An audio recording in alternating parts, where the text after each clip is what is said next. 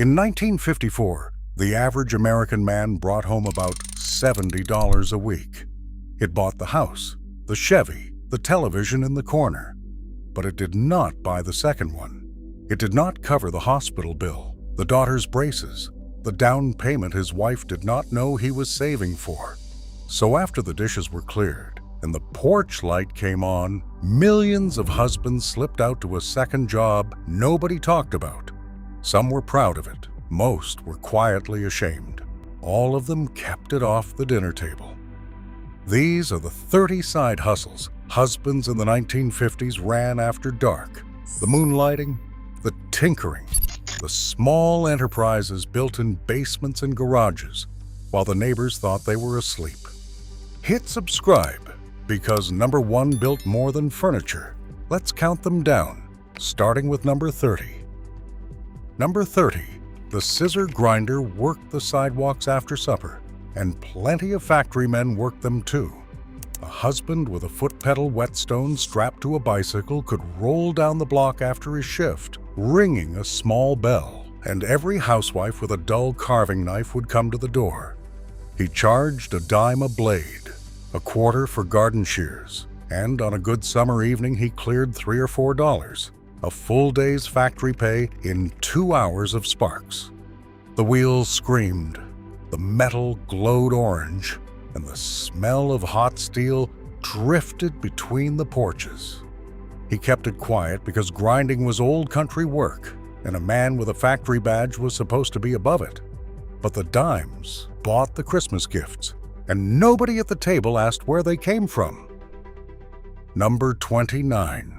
Every dining set had one chair with a blown-out seat, and a man who could weave cane charged $2 to fix it. Working under a bare bulb at the kitchen table, he'd soak the long strands of rattan in the sink until they turned soft as licorice, then thread them through the drilled holes in a pattern his own father had taught him. It took an evening, a chair, and his fingers cramped by 10 o'clock, but the woven seat outlasted the house. Furniture stores sent him the jobs they couldn't be bothered with.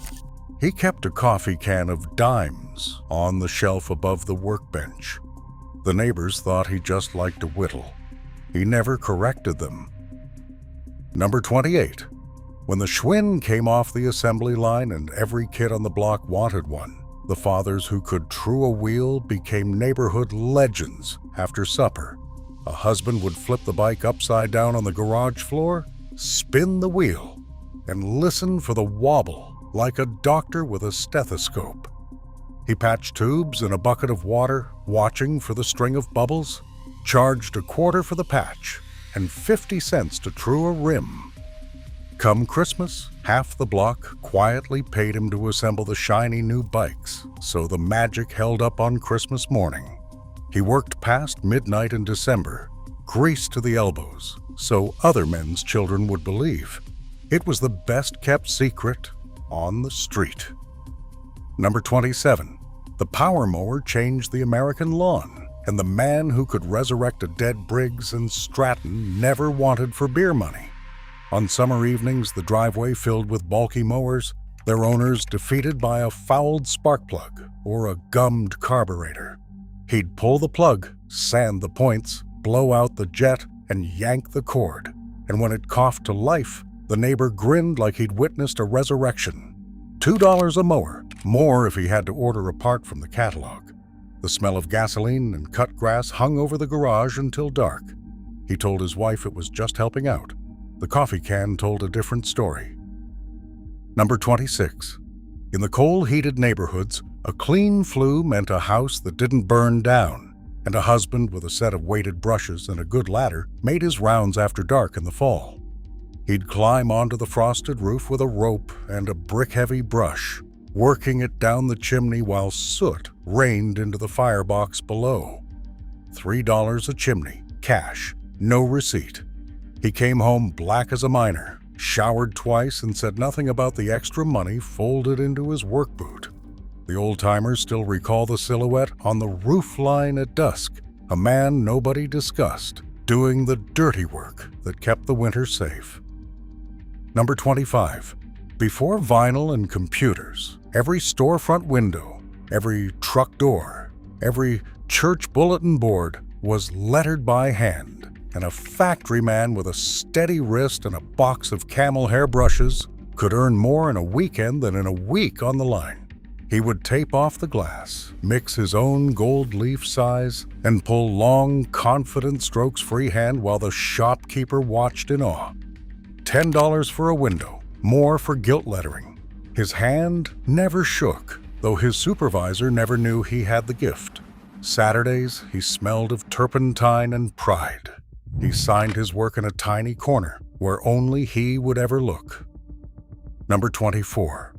At the edge of the new suburbs, where the lots were still big and the fields hadn't been paved, a husband might keep 4 white hives behind the garage and sell honey by the mason jar. He worked the bees at dusk when they were calm, moving slow in the smoke, lifting frames heavy and gold in the last light. A quart jar went for 75 cents at the church bazaar, and the comb honey fetched more. His wife hated the stings and the swarms in the maple tree. He loved the quiet of it, the low hum, the money that arrived a spoonful at a time. He called it a hobby. The ledger said otherwise. Number 23. A dozen hens in a backyard coop could pay the milkman all by themselves. In the years when the suburbs still tolerated a rooster, a husband gathered eggs by flashlight after his shift, candling each one against a bulb before packing the cartons. Fresh eggs sold for 60 cents a dozen at the back door, cheaper than the A&P and twice as good. The children fed the flock, the wife baked with the surplus, the man pocketed the rest. When zoning laws tightened and the ranch houses closed ranks, the coops came down one by one. But for a while, a small flock in the dark was a quiet little bank that laid its interest every morning. Number 22. In hunting country, a man who could mount a buck or preserve a prize bass turned a basement corner into a second income every fall. He worked late over the tanning solution and the wire armature, the smell of borax and hide sharp in the cellar air, building the clay form beneath the skin until the deer looked ready to bolt off the wall. $15 for a shoulder mount, and every proud hunter in 3 counties knew his name by whisper. His wife refused to go downstairs. He kept the glass eyes in a cigar box and the cash in the rafters. It was the one hustle he almost bragged about. Almost. At dinner, he only said the work was slow. Number 21. On winter nights when the lake was frozen and the overtime dried up, some husbands carved and painted their own fishing lures at the workbench and sold them by the tackle box.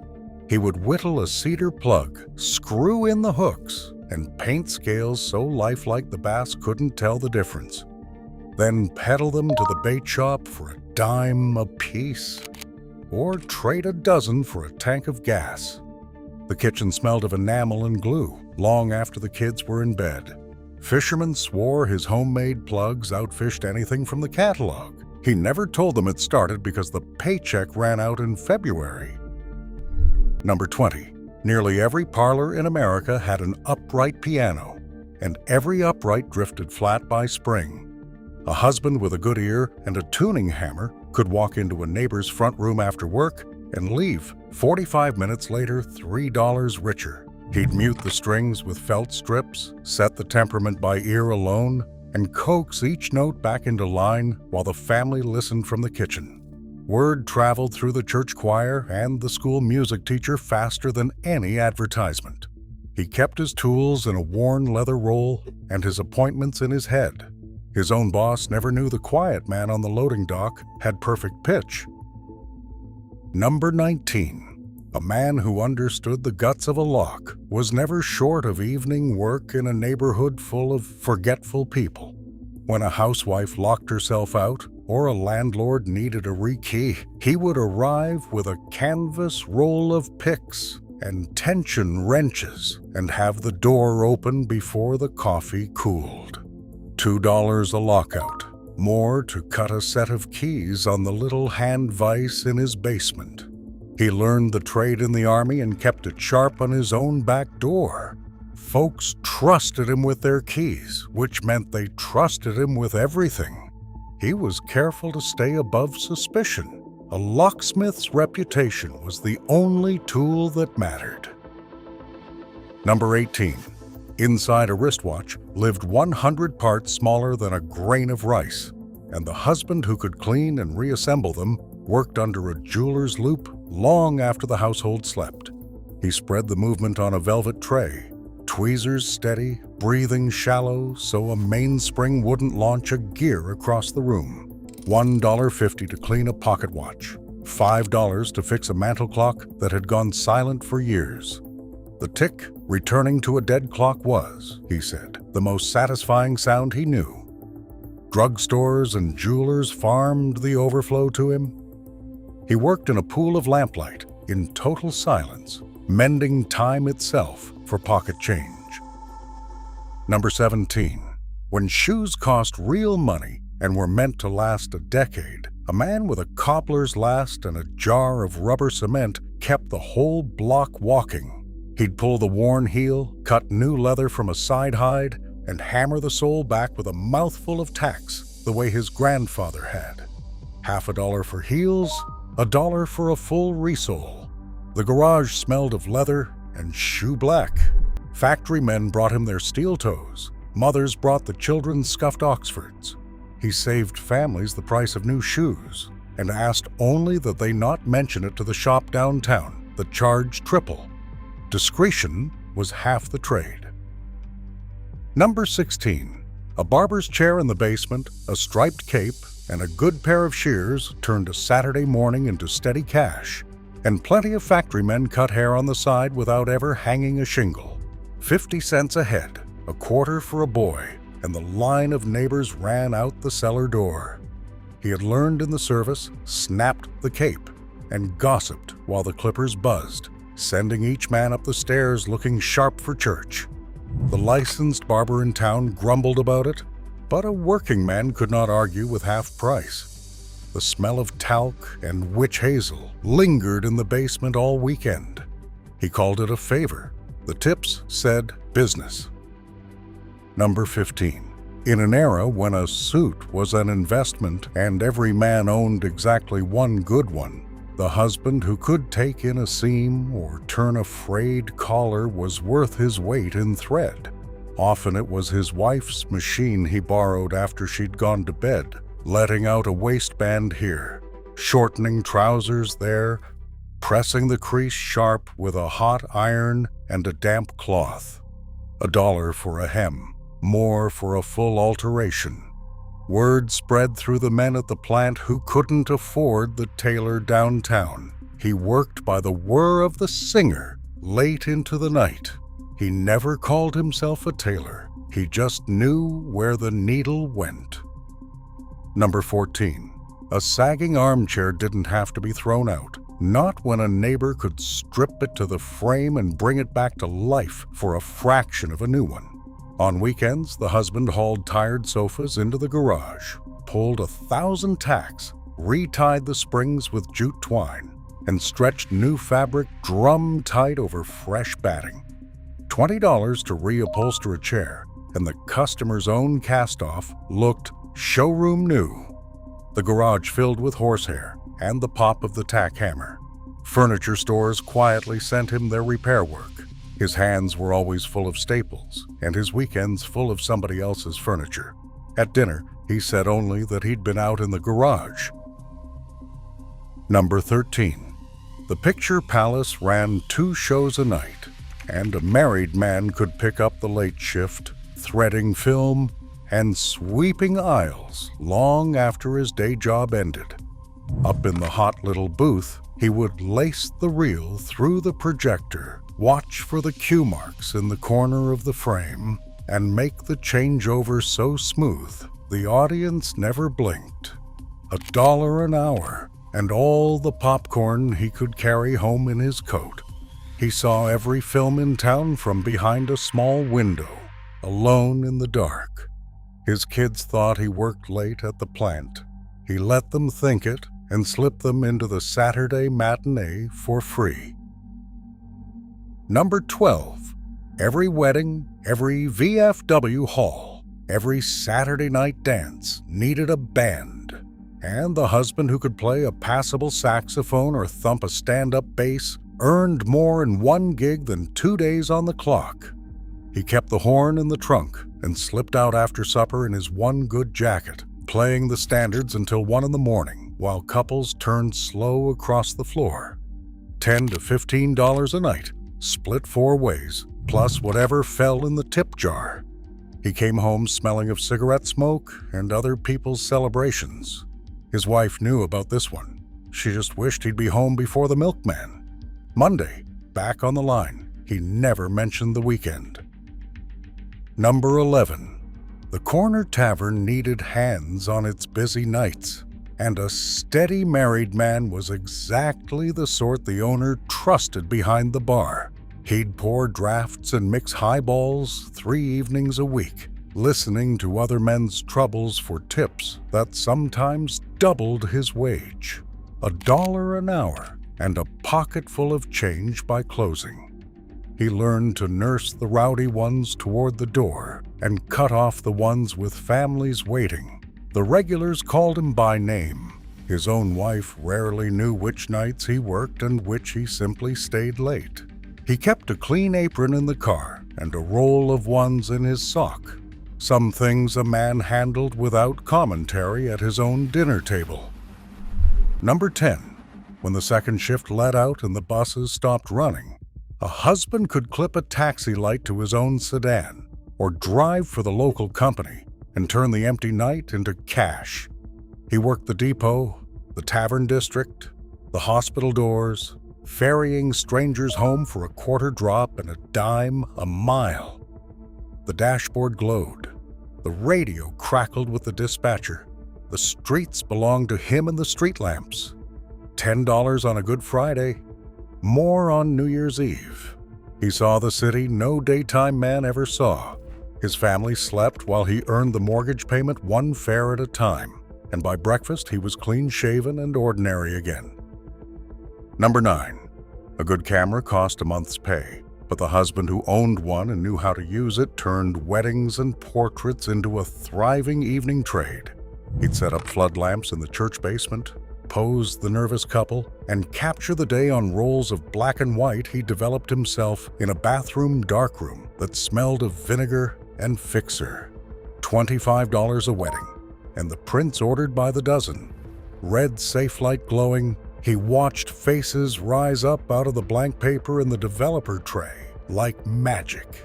Families kept his photographs for generations, without ever knowing he'd learned it all from a library book. He called it a hobby, right up until it paid for the second car. Number 8. After dinner, when families were home and the dishes were done, an army of husbands fanned out across the suburbs with an Electrolux or a Kirby under one arm. He'd knock, spill a little dirt on the carpet with permission, and vacuum it up to gasps. The whole demonstration a small performance he'd rehearsed 100 times. A single sale meant a commission worth a week's wages. A dry spell meant sore feet and slammed doors. He wore out shoe leather and pride in equal measure. Some nights he sold 2 machines and came home a hero. Some nights he sold nothing and said the meeting ran long. Door to door was feast or famine, and he never knew which until the porch light came on. Number 7. The debit man walked the neighborhood after supper with a leather book and a fountain pen. And plenty of factory husbands worked that book on the side. He'd sit at kitchen tables across the county, collecting a dime or a quarter a week on small policies, writing new coverage for young couples who wanted to feel safe. Commission on a fresh policy could equal a month of grinding at the plant. He knew every family's business and kept all of it quiet. The pitch was gentle. What happens to them if something happens to you? He sold peace of mind on installments and carried home the weight and the cash together. At his own table, he never once mentioned whose worry had paid for dinner. Number 6. As television swept the country, every rooftop sprouted an aluminum antenna, and somebody had to climb up there and aim it. The husband who wasn't afraid of heights spent his evenings on ladders, bolting the mast to the chimney, then calling down to a kid at the set, "How's that? Turn it there!" Until the snow cleared and the picture came in sharp. $8 an installation, more for a rotor you could turn from the living room. He worked the neighborhoods where the new sets outran the reception. Balanced on a roofline at dusk, silhouetted against the sunset, he made the miracle work. His wife worried he'd fall. He worried more about the months the paycheck fell short. Number 5. When the picture rolled or the set went dark, families did not buy a new one. They called the man who fixed them. And in the 1950s, that man was often a moonlighting factory worker with a soldering iron and a case of spare tubes. He would pull the chassis, test each tube on his little checker, and hunt the dead one glowing wrong among the rest. A house call plus parts ran $5 or $6, and every television in the country had 100 ways to fail.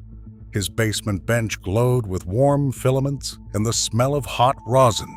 He taught himself from Army manuals and repair courses mailed in matchbook ads. The set flickering back to life was worth more than the money, but the money paid for Christmas. Number 4. Every driveway had a car, and every car eventually died on a Saturday. So the husband who could pull a head gasket or set the timing became the most valuable man on the block. He worked under a trouble light on cold concrete, knuckles bleeding, the radio playing low, coaxing another year out of a tired V8. $10 for a brake job, more for an engine that needed real surgery, all of it a fraction of the dealership. Neighbors left their cars in his driveway like offerings. The smell of motor oil and exhaust never quite washed off. His wife hated the grease on the good towels. His kids handed him wrenches and learned without a word what a man did after dark to make ends meet. Number 3. The pencil pushers had a hustle too. A husband who was good with figures spent his evenings, and every February hunched over other people's ledgers at the dining table long after his own dinner was cleared. He kept the books for the corner grocer, the plumber, the beauty shop, reconciling columns by lamplight and squaring the tax forms come spring. $5 a return, $10 to keep a small business straight all year. His adding machine clattered late into the night, the paper tape spooling onto the floor. Small merchants trusted him with numbers they'd never show a stranger. It was clean, quiet money, no grease, no sweat, and somehow the one he was most reluctant to mention, as if thinking for pay were a kind of cheating. Number 2. In the glow of a single lamp, after the house went quiet, some husbands became somebody else entirely, pounding out stories for the pulp magazines on a second-hand typewriter under a name that wasn't their own. Westerns, detective yarns, the confession magazines that paid a cent or two a word for tales of heartbreak supposedly torn from real life. A single accepted story could bring $20 or $30, a small fortune, and the rejection slips came by the dozen in between. He mailed the manuscripts from a post office 2 towns over so no one would know. His wife thought the clacking keys were just letters. He was building a secret paper world, 1 page at a time, and cashing the checks alone. And finally, number 1, down in the basement, under a haze of sawdust and the scream of the table saw, the American husband built things and sold them. Bookcases, kitchen cabinets, cedar chests, the built-ins for a neighbor's den, all made after dark from lumber bought a board at a time. This was the crown of the moonlight economy, the hustle that asked the most and gave the most back. He measured twice, cut once, sanded until the grain came up like satin, and hand-rubbed the finish while the rest of the house slept. $50 for a set of cabinets that would outlive him. Word of mouth kept him booked for months. The smell of pine and varnish rose through the floor vents into every room. His children fell asleep to the rhythm of his hammer. He never called himself a carpenter, never advertised, never once bragged at the dinner table. But look closely in those old houses, and you'll still find his work. The tight joints, the level shelves, the quiet excellence of a man who did his best labor where no one was watching. That was the secret every one of these husbands shared. The real job ended at 5. The life they were building started after dark. Across all 30, one thread runs from the scissor grinder's bicycle to the cabinet maker's basement bench. These men did not brag. They did not put it on the resume or the census line. They came home, washed the sawdust off their hands, and sat down to dinner, as if the evening had been theirs to waste. The second job built the down payment, the college fund, the life nobody thought a factory wage could reach. Which one did your father or grandfather do? Tell me in the comments, and if this one surprised you, you know what to do.